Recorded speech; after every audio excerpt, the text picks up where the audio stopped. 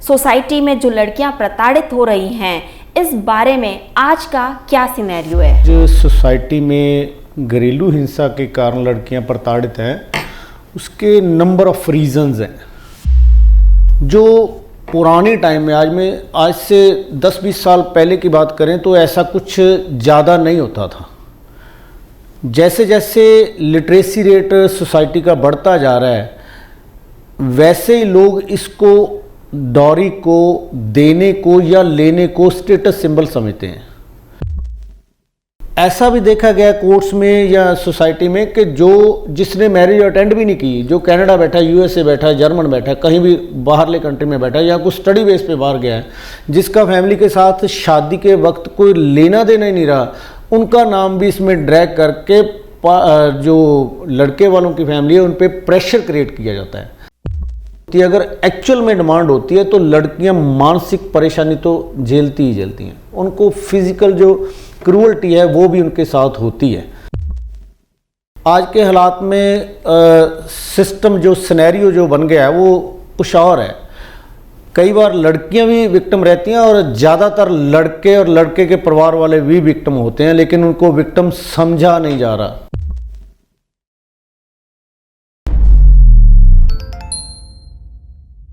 नमस्कार, D5 channel Hindi के programme कानूनी सलाह में मैं वंदना आप सभी दर्शकों का स्वागत करती हूं। आज मेरे साथ स्टूडियो में मौजूद हैं एडवोकेट श्री गुरबाज सिंह जी। गुरबाज जी, आपका बहुत बहुत स्वागत है। नमस्कार जी, D5 चैनल देखने वाले सभी श्रोताओं का हार्दिक स्वागत, नमस्कार। आज हम बात करेंगे घरेलू हिंसा पर। सोसाइटी में जो लड़कियां प्रताड़ित हो रही हैं, इस बारे में आज का क्या सिनेरियो है। मैडम, इसमें जो आज सोसाइटी में घरेलू हिंसा के कारण लड़कियां प्रताड़ित हैं, उसके नंबर ऑफ रीजंस हैं। सोसाइटी में इसका एस्पेक्ट जो है वो डॉरी डिमांड से रिलेट करके भी देखा जाता है। लड़कियों को बहुत सी प्रॉब्लम्स इन लॉज फैमिली में फेस करनी पड़ती हैं। उसका एस्पेक्ट ये है कि लड़कियां जब नए घर में जाती हैं तो पिछले घर वाला एटमॉस्फेयर टोटली उसका चेंज हो जाता है। जो आगे वाली फैमिली होती है उसकी कुछ एक्सपेक्टेशंस होती हैं कि हमारे घर में हमने लड़के की शादी की है, नई नूंह आई है, वो क्या कुछ लेकर आई है। जो सोसाइटी में उनकी एक्सपेक्टेशंस होती हैं, उनके जो दूसरे घरों में, जो दूसरे रिश्तेदारों में जो डॉरी आई होती है, अगर उसमें कुछ कम ज़्यादा होता है तो ये एक जो है घरेलू हिंसा का मुख्य कारण बनता है। क्योंकि इन लॉज फैमिली में कई ज़्यादातर ऐसा होता है कि उनकी एक्सपेक्टेशंस ज़्यादा होती हैं। सोसाइटी में अगर दूसरे किसी भाई के घर में या किसी मामा के लड़के को कोई उसमें डॉरी में कार मिली है और इस लड़के को नहीं मिली, तो उसका जो है ओरिजिन होता है घरेलू हिंसा का इसी तरफ से। ये गलती किसकी है, समाज की, इंसान की, या फिर लड़के वालों की? ये एक्सपेक्टेशन होती ही क्यों है उनको? क्या उनको पता नहीं होता कि उनके घर परिवार किस तरीके का है, या जो आने वाली है उनका घर परिवार किस तरीके का है, वो दे सकते हैं, नहीं दे सकते हैं? मैम, ये आपकी बिल्कुल बात सही है कि सिनेरियो क्या रहता है उसमें। जो पुराने टाइम में आज से 10-20 साल पहले की बात करें तो ऐसा कुछ ज़्यादा नहीं होता था। जैसे जैसे लिटरेसी रेट सोसाइटी का बढ़ता जा रहा है, वैसे ही लोग इसको डॉरी को देने को या लेने को स्टेटस सिंबल समझते हैं। अगर उनको ऐसा कुछ नहीं मिलता तो ये समझते हैं कि जो उनका सोसाइटी में इंसल्ट फील करते हैं, वो ये समझते हैं कि ऐसा कुछ जो हमें चाहिए था, जो हमारे स्टेटस के अकॉर्डिंग हमें मिलना चाहिए था, अगर वो नहीं मिला तो उनकी सोसाइटी में जो है वो इंसल्ट हुई है और वो रिश्तेदारी में भी अपने आप को इंसल्टेड फील करते हैं। इसीलिए वो लड़की को जो उसने नहीं उसके पेरेंट्स ने दिया उसके लिए फोर्स करते हैं, जो घरेलू हिंसा का मुख्य कारण बनता है। क्या वाकई सोसाइटी में ऐसी डिमांड्स होती हैं?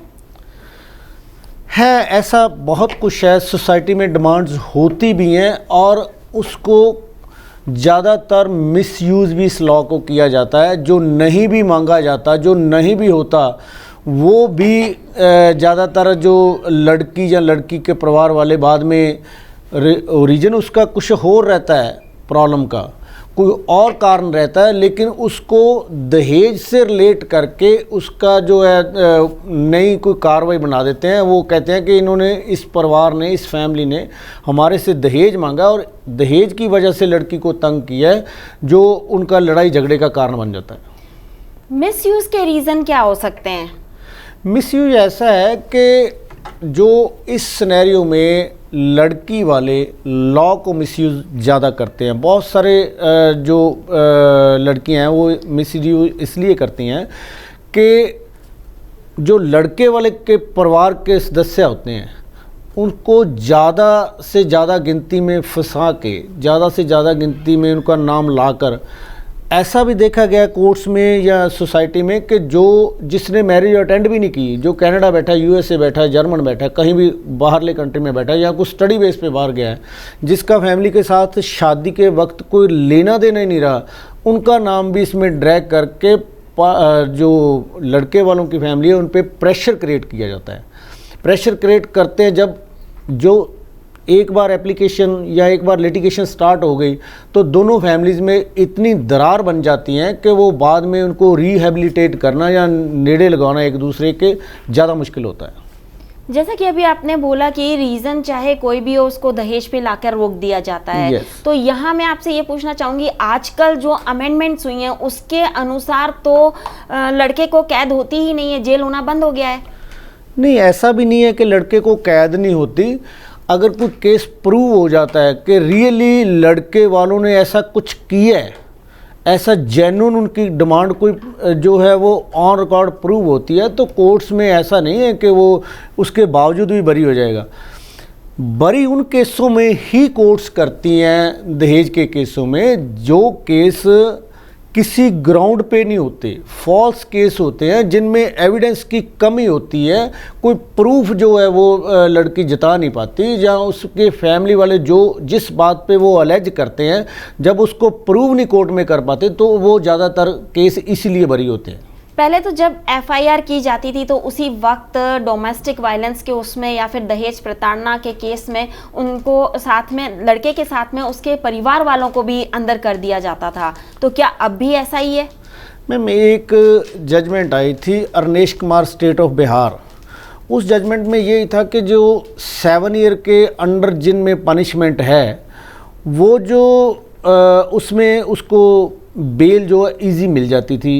नॉर्मली तो उसमें ये कहते थे कि इसको पहले नोट्स दो। उससे पहले क्या होता था कि नोट्स की रिक्वायरमेंट नहीं होती थी, पर्चा दर्ज हुआ, साथ के साथ रेड हो जाती थी और उसके परिवार वाले मेंबरों को जो है पकड़ लिया जाता था और जेल में भेज दिया जाता। अब जो ये जजमेंट आई है उसके बाद उनको 41 का जो है नोटिस दिया जाता है। नोटिस देने के बाद उतने में वो कोर्ट को अप्रोच करते हैं, बेल वगैरह ले लेते हैं। कईयों की बेल फिर भी अगर एलिगेशन कुछ सीरियस नेचर के हैं, वाकई वो दाज के रिलेटेड, दहेज के रिलेटेड हैं, कुछ ऐसा प्रूव होता है तो उनकी बेल यहाँ सेशन कोर्ट से डिक्लाइन होकर हाई कोर्ट तक भी जाते हैं। उस बेल के दौरान जो बेल पीरियड रहता है उसमें कोर्ट्स क्या करती हैं कि ये मैरिज ना टूटे, इनका जो है ये दोनों फैमिलीज फिर इकट्ठा रहे और रिहेबिलिटेशन हो इनकी। वो मीडिएशन सेंटर कोर्ट में बने हुए हैं, वहीं उसको रेफ़र करते हैं केस को। ज़्यादातर उनमें कॉम्प्रोमाइज़ वहाँ पे भी हो जाते हैं। क्या डे बाय डे इस तरीके के केसेस बढ़ रहे हैं? यस, इनकी जो गिनती है वो काफ़ी ज़्यादा बढ़ रही है। उसके बहुत से रीज़न हैं कि इनकी गिनती क्यों बढ़ रही है। बहुत से लोग जो हैं वो जो अपने राइट्स को लेकर काफ़ी ज़्यादा अवेयर हो रहे हैं, लड़कियां भी हो रही हैं, लड़के भी हो रहे हैं, और जो अपने राइट तो क्लेम करते हैं अगेंस्ट अदर पर्सन, लेकिन उनको ये पता नहीं रहता कि हमारी इसके साथ कोई ड्यूटी भी है। लड़की ये तो कहेगी कि मेरा ये राइट है कि मैं इतना कमा कर लाती हूँ और तुम इतना कमा कर लाते हो, तो मैं ही किचन का काम क्यों करूँ, ऐसा कुछ है। लड़का कहता है कि मैं इतनी देर से काम करके आया हूँ और तू घर पे है और मैं काम क्यों करूँ, घर वाला काम तू करो। और लड़की कुछ एक्सपेक्ट ऐसा करती है कि ये मेरे साथ पूरा जो घर का काम है वो भी करे। इन छोटी छोटी बातों को भी लेकर कोर्ट में डिस्प्यूट आते हैं। डिमांड के कारण लड़कियों को क्या क्या फेस करना पड़ता है? देखो, इसमें कोई दूसरी राय नहीं है कि जब डिमांड होती है, अगर एक्चुअल में डिमांड होती है तो लड़कियां मानसिक परेशानी तो झेलती ही झेलती हैं। उनको फिज़िकल जो क्रूअल्टी है वो भी उनके साथ होती है। बहुत से फैमिलीज़ आज भी हैं जो इन लॉज फैमिली के मेंबर हैं जो वो ये चाहते हैं कि जो हमें हमारी सोसाइटी में, हमारे बगल वाले घर में या दूसरे रिश्तेदारों में जो कुछ आया है, हमारा उससे ज़्यादा आना चाहिए था। अगर उनके एक छोटी कार आई है तो हमें बड़ी कार मिलनी चाहिए थी। इन चीज़ों को लेकर जो है लड़की को जो टाउंटिंग की जाती है वो उसके लिए मेन जो फेस करना है उसके लिए फैमिली के लिए इशू होता है। एक इसका रीज़न ये भी रहता है कि वो जिस फैमिली से निकल कर आई है उसके बाद उसको नई फैमिली इन लॉज में मिली, उसमें उसका एटमॉस्फेयर, उसमें एडजस्ट करना, it's very difficult for that girl. मतलब वहाँ पे उसको एडजस्ट करने में दिक्कतें आती हैं। ऐसे में परिवार वालों का, उस घर वालों का ये अधिकार बनता है, ये कहा जाए कि वो घर वाले उसे समझाएं कि नहीं इस तरीके से एडजस्ट करो, तुम हमारे घर में ये ऐसे होता है तब ज़्यादा ठीक है, बल्कि डोमेस्टिक वायलेंस ना करें वो उस वक्त। मैम, इसमें ज़्यादा ज़रूरी नहीं है कि वो जो इन लॉज फैमिली की जो सजेशन है उसको वो माने, उसको फॉलो करे। इससे ज़्यादा बढ़िया ये रहेगा कि अगर लड़की के जो पेरेंट्स हैं अगर वो उसको प्रॉपर मेथड से गाइड करें कि हमने आपकी डोली जो है आपकी विदाई कर दी है, आपकी जो अर्थी है इस घर से निकलनी चाहिए। अगर ऐसी कुछ उसको शिक्षा दी जाती है लड़की को कि हमने जो कुछ आपके लिए करना था वो कर दिया है, अब हमारा आपके साथ नाता तो है लेकिन आपका मेन नाता अब इनके साथ है। अगर कुछ ऐसी शिक्षा उसके पेरेंट जो फैमिली है वो देती है तो शायद घर टूटने से बच सकता है वो। लेकिन हमारे आज की सोसाइटी में होता क्या है कि जो लड़की की मदर होती है या उसके घर वाले होते हैं वो उसको ऐसी बातें समझाने की बजाय उसको दूसरा रास्ता बताते हैं कि किसी से डरना नहीं है, ये नहीं करना, वो नहीं करना, जितना काम वो करेंगे उतना ही तुमने करना है। कुछ ऐसा जो है वो लड़कियों को ज़्यादा बल्कि बूस्ट अप करता है कि मेरे घर वाले मेरे साथ हैं इसलिए मेरे को कुछ किसी का डर नहीं है। कहना आप ये चाहते हैं कि परिवार वालों की बहुत अहम भूमिका होती है इसमें, खास तौर से मायके वालों की, लड़की के मायके वालों की। लड़की को अगर एडजस्ट करना है तो उसके मायके वालों को जो है वो उसको हेल्दी एटमॉस्फेयर देना चाहिए, उसको अच्छा सजेस्ट करना चाहिए। इंस्टेड के आप उनके इन लॉज के अगेंस्ट आपको उसको भड़का रहे हो तो उसके ज़्यादा अच्छा होगा कि अगर उसको आप सही सजेस्ट करो कि आपकी अब ये फैमिली है, अब इस फैमिली में एडजस्ट करोगे तो वो ज़्यादा अच्छा रहेगा उनके लिए। मतलब कि मायके वाले मीडिएटर बनकर उन दोनों परिस्थितियों को अच्छी तरीके से हैंडल कर सकते हैं। yes. लड़के वालों के यहाँ की भी और अपने लड़की के यहाँ की भी, सारी परिस्थितियाँ जानते बूझते हुए भी एक दूसरे से मिलकर सब कुछ हल हो सकता है। उनको किसी भी केस में अगर लड़की को वहाँ पे रखना चाहते हैं, बसाना चाहते हैं तो उनको पार्टी नहीं बनना चाहिए, बल्कि उनको ऐसी उसकी हेल्प करनी चाहिए, इस तरह से उसको समझाना बुझाना चाहिए कि वो अपने इन लॉज फैमिली में प्रॉपर तरीके से एडजस्ट कर पाए। क्या सिर्फ लड़कियां ही विक्टिम होती हैं, लड़के नहीं होते? नहीं, आज के हालात में ऐसा कुछ नहीं रहा। आज के हालात में सिस्टम जो सिनेरियो जो बन गया है वो कुछ और है। कई बार लड़कियां भी विक्टिम रहती हैं और ज़्यादातर लड़के और लड़के के परिवार वाले भी विक्टिम होते हैं, लेकिन उनको विक्टिम समझा नहीं जा रहा। ऐसा क्यों है? उनको विक्टिम क्यों नहीं समझा जाता है? देखो, अगर लड़के और लड़की का हस्बैंड वाइफ का कोई डिस्प्यूट है तो उसके मदर फादर को इन्वॉल्व कर लिया जाता है और उनके फैमिली मेम्बर्स हैं। जो उसकी सिस्टर जो लड़के की होती है वो 20 साल पहले की शादीशुदा होती है, वो यूएसए रह रही है, कनाडा रह रही है या कहीं और रह रही है, उसको भी उस केस में इन्वॉल्व किया जाता है कि वो टेलीफोनिकली जो है इसको भड़काती है मेरे हस्बैंड को। तो ऐसा होता भी है, कई उस मामलों में होता है ऐसा। मैं इस बात से डिनाई नहीं कर रहा कि ऐसा होता नहीं है, लेकिन जो क्वेश्चन है वो ये है कि क्या लड़के भी विक्टिम होते हैं? तो उसमें यही है कि लड़कियां जो हैं वो इस हिसाब से लड़कों को भी जो है विक्टिमाइज बना लेती हैं, होता है। मतलब कहने का ये है कि लड़के भी कुछ हद तक विक्टिम होते हैं। यस। लड़के और लड़के के परिवार वाले मगर लड़कियां ज़्यादा विक्टिम होती हैं। नॉर्मली ज़्यादा लड़कियां ही विक्टिम होती हैं। कानून में क्या प्रावधान है, लड़कियों को कैसे प्रोटेक्ट किया जा सकता है?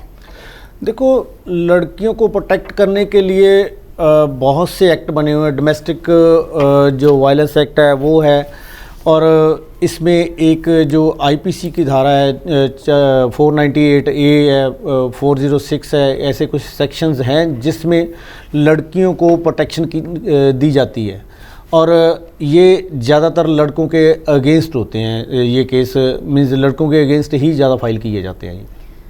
अगर ऐसा कुछ हो तो किससे संपर्क करना चाहिए? देखो, ऐसा अगर लड़की अपने आप को कहीं विक्टिम फील कर रही है तो कंसर्न्ड पुलिस स्टेशन है, कंसर्न्ड कोई भी डीएसपी या एसएसपी के पास अप्रोच किया जा सकता है। अगर वहाँ पे भी उनकी सुनवाई नहीं होती तो कोर्ट्स आर देयर, कोर्ट्स में भी वो एप्लीकेशन दे सकती हैं, डीवी एक्ट में फाइल कर सकती हैं, या उनके लिए जो है कंप्लेंट फाइल कर सकती हैं। वो क्या सिर्फ लड़कियां ही कंप्लेंट खुद फाइल कर सकती हैं या उनके बिहाफ पर कोई और भी कंप्लेंट फाइल कर सकता है? देखो, ज़्यादा अच्छा रहेगा कि लड़की खुद अपना जो हालात हैं उस घर के इन-लॉज फैमिली में जो उसके साथ हुआ है, अगर वो खुद एक्सप्लेन करे तो it will be better for her. अगर वो लड़की ऐसा कुछ नहीं कर सकती तो उसके बिहाफ पे उसके मदर फादर भी कर सकते हैं, उसके ब्रदर भी कर सकते हैं। केस दर्ज कराने के बाद में अदालत से क्या एक्सपेक्टेशन हो सकती है एक लड़की की?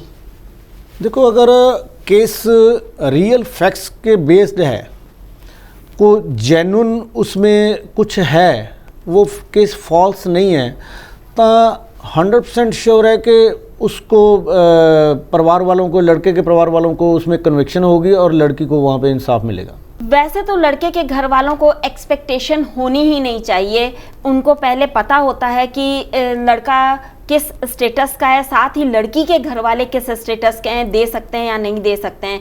इसमें जिम्मेदार हम किसको मानेंगे, लड़के के घर वालों को या समाज को? देखो, ये जिसे देख करके बहुत पेचीदा क्वेश्चन है। इसमें हम दोनों को ही जो है सोसाइटी, जो लड़का है वो भी सोसाइटी का ही पार्ट है। अगर वो सोसाइटी से अलग रहता है तो फिर हम समाज को दोषी ठहराएंगे। लड़का जब समाज का पार्ट है, वो जो भी डिमांड कर रहा है, हो सकता है उसकी ज़रूरत ना हो लेकिन अपने स्टेटस को प्रोटेक्ट करने के लिए डिमांड कर रहा हो। उसके फैमिली वाले भी ऐसा ही होता है कि हमारी रिश्तेदारी में ये कुछ हुआ है, हमारे साथ ऐसा कुछ क्यों नहीं हुआ। हम वो उनकी जो बहू थी वो इतना कुछ लेकर आई है, हमारी सवाल यहीं पर है कि ऐसा क्यों होता है, क्यों किया जाता है, उनको समझाने वाला कोई क्यों नहीं होता, कोई आगे क्यों नहीं आता ऐसे में? मैं वही कहता हूँ कि ये इस पार्ट पे कुछ लड़की वालों का भी होता है। कई बार क्या होता है कि अगर कोई अच्छा रिश्ता मिलता है तो लड़की वाले खुद ये इस बात की उनको ज़्यादा आश्वासन दे देते हैं कि हम, अगर हमारी लड़की के साथ ये रिश्ता होता है तो हम आपको ये देंगे, हम इसमें 10 लाख देंगे। आज की इतनी लिटरेसी रेट जब इतना ज़्यादा है, उसमें भी ऐसा कुछ है कि इस लड़के के शादी पे हम इतना पैसा लगाएंगे। जब सोसाइटी में ऐसा प्रचलन है, लड़की के फैमिली वाले आज भी कहते हैं कि हम 50 लाख लगाएंगे, हम 30 लाख लगाएंगे, तो फिर लड़के वालों की अगर उसमें से थोड़ी बहुत ही कमी रह जाती तो लड़के वाले कहीं ना कहीं तो ऐसा ताना देंगे ही कि आपने 50 लाख बोला तो ये तो 30 लाख भी नहीं लगा। इसीलिए सोसाइटी और उन दोनों परिवारों की भी ये मॉरल ड्यूटी बनती है कि ऐसा जो सौदेबाजी है इससे अवॉइड करें, और जो सोसाइटी का है, जो बच्चों की लाइफ का सवाल है, उसी हिसाब से उनको दोनों को उनकी शादी करें। क्या कानूनी तौर पर ये लेन देन पूरी तरह से बंद नहीं हो जाना चाहिए? कानून में ऐसा लेन देन करने का कहीं कोई प्रावधान नहीं है। कानून का कहीं इजाज़त नहीं देता कि आप इतनी डॉरी लो, इतनी ना लो, डॉरी लो या ना लो।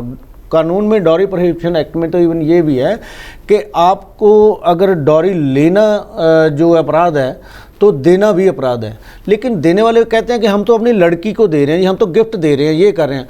अगर ऐसा कुछ होता है, एक फादर जो अपनी लड़की को गिफ्ट में कार दे देता है तो दूसरा फादर जो है उसकी मजबूरी बन जाती है वो देना। अगर वो नहीं देता तो फिर उसके इन-लॉज वाले जो हैं वो है, तो हम सारे सोसाइटी का पार्ट है ना। फिर ये देखा देखी जो है सोसाइटी का प्रचलन जो होता है उसी हिसाब से सारा ये ऑफेंस क्रिएट होने शुरू होता है। कहने का मतलब ये है कि ये गलती सारी सोसाइटी की ही है। सोसाइटी के अंदर ही ऐसा कुछ होता है, एक को देख के दूसरा बदलता है। इसलिए बेहतर है कि आप अपने परिवार को देखें, अपने आप को देखें, अपने स्टेटस को देखें, उसी के अनुसार फैसला करें। अपने घर में बैठे बिठाए आग ना लगाएं। आप हमारे यहाँ आए, आपका बहुत बहुत धन्यवाद। Thank you very much. Thank you. अगले एपिसोड में आपसे फिर मुलाकात होगी, तब तक के लिए नमस्कार।